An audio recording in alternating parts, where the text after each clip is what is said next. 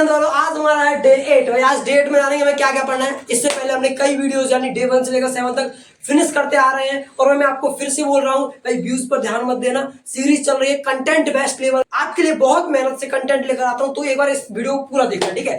आज हमें क्या करना है, मैं पर डे आपको बता दूं आपको पढ़ना है क्या। आपको टेंशन नहीं लेनी कि आपको पढ़ना क्या, बहुत अच्छी इसमें टाइम वेस्ट कर देते हैं। तो आज जानेंगे, न देरी करते हो कि आज आपको पढ़ना क्या है। सबसे पहले मैथ में जानेंगे, ठीक है। भाई मैथ में क्या क्या पढ़ना है आपको, जो सबसे पहले ग्राफिकल मेथड, इस पर बहुत ज्यादा फोकस कर रहा है, यहाँ से एग्जाम में क्वेश्चन आ जाते हैं। मैथ में पढ़ना आपसे सबसे पहले ग्राफिकल मेथड, उसके बाद क्या करना है, nature of solution. Chapter number 3 पर चल रहा है, मैं आपको फिर से बता देता हूँ। चैप्टर नंबर 3 पर हम पहुंच चुके हैं। तो चैप्टर नंबर 3 क्लास 10 मैथ का, इसमें आपको graphical method and nature of roots.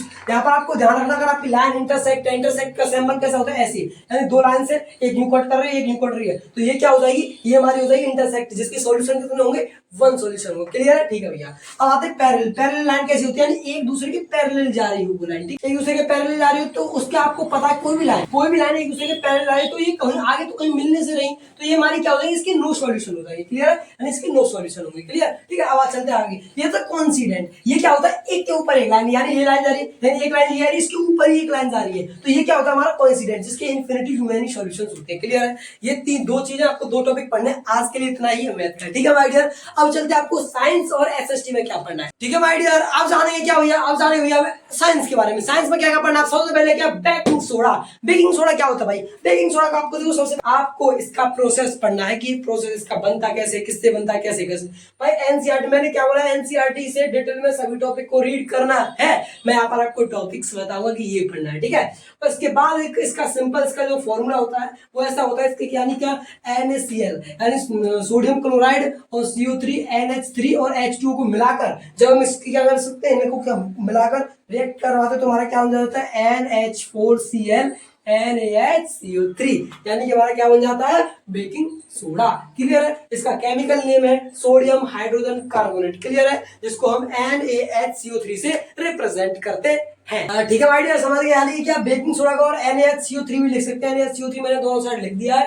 अब आपको इसका ये हो गया आपका नाम क्या, सोडियम हाइड्रोजन कार्बोनेट। आज आपको यही साइंस में पढ़ना और आगे नहीं पढ़ना भाई, धीरे धीरे चलेंगे, जिससे क्या होगा, आप डेली टारगेट फॉलो करते रहो, ठीक है भाई डियर। डेली डेली जो मैं टारगेट देता हूँ उसे फॉलो करो बस, और कुछ मत करो बस, ठीक है। जिससे क्या होगा, आपका बेस क्लियर होगा, आपका सिलेबस क्लियर होगा और आप 90% प्लस स्कोर करोगे। चलिएगा, अब चलते हैं एसएसटी के लिए, ठीक है भाई डियर। अब जानेंगे एसएसटी में ओनली 2 टॉपिक्स है। क्या टॉपिक्स है, आइएगा जानते भाई एसएसटी में। इससे पहले सभी टॉपिक्स हमने कर लिए डे 7 1 से लेकर डे 7 तक। अब जानेंगे 8 में क्या पढ़ना है आपको। 8 में पढ़ना है, यानी कि आपका जो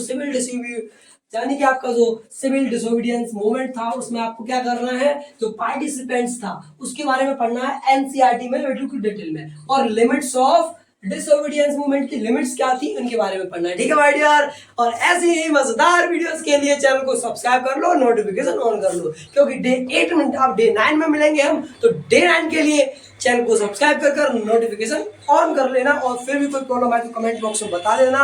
और अगर आप इस मिशन को कंप्लीट कर लेते हो तो कमेंट में लिख देना कंप्लीट मिशन।